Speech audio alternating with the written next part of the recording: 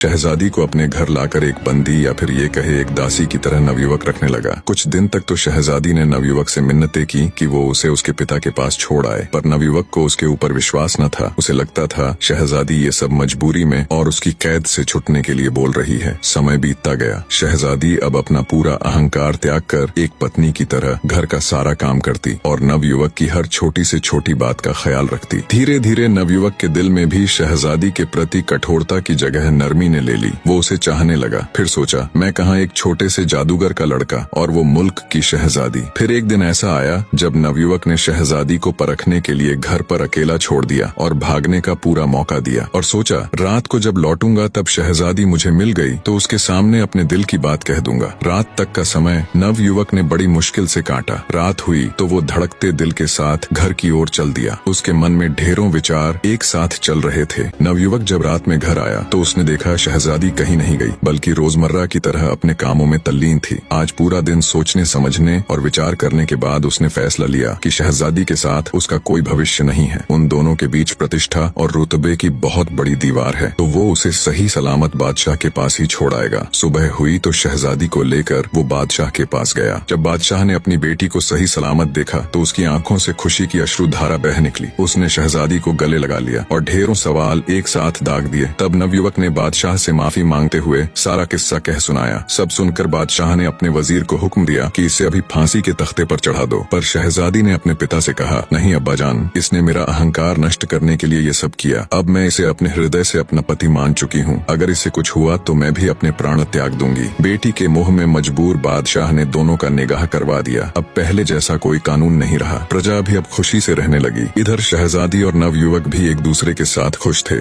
निष्कर्ष, सच्ची शक्ति और महानता केवल बाहरी ताकत, राज या सामर्थ्य में नहीं, बल्कि आत्म साक्षात्कार, विनम्रता और अपने भीतर की अच्छाई को पहचानने में है। शहजादी बानो, जो अपने शक्ति और सौंदर्य के अहंकार में चूर थी, अपनी गलतियों और असलियत को स्वीकारने के बाद खुद को बदलने का प्रयास करती है। नवयुवक, जो पहले केवल प्रतिशोध और सजा के विचार से प्रेरित था, धीरे धीरे अपनी कठोरता और गुस्से से बाहर निकलता है और उसे माफ करके एक नया दृष्टिकोण अपनाता है। यह कहानी यह भी सिखाती है कि सच्ची सजा किसी को शारीरिक रूप से दंडित करने में नहीं है, बल्कि उसे मानसिक और आत्मिक रूप से आत्म सुधार की दिशा में मार्गदर्शन करने में है। नवयुवक का कदम शहजादी को सजा देने की बजाय उसे एक मौका देना यह दिखाता है कि जब किसी व्यक्ति को आत्मग्लानि और पश्चाताप का एहसास होता है तो उसकी सुधार की प्रक्रिया शुरू होती है। इंसानियत की सबसे बड़ी शक्ति सच्चाई को पहचानने, उसे स्वीकार करने और दूसरों के लिए अपना दृष्टिकोण बदलने में है। दोनों पात्रों की यात्रा यह दर्शाती है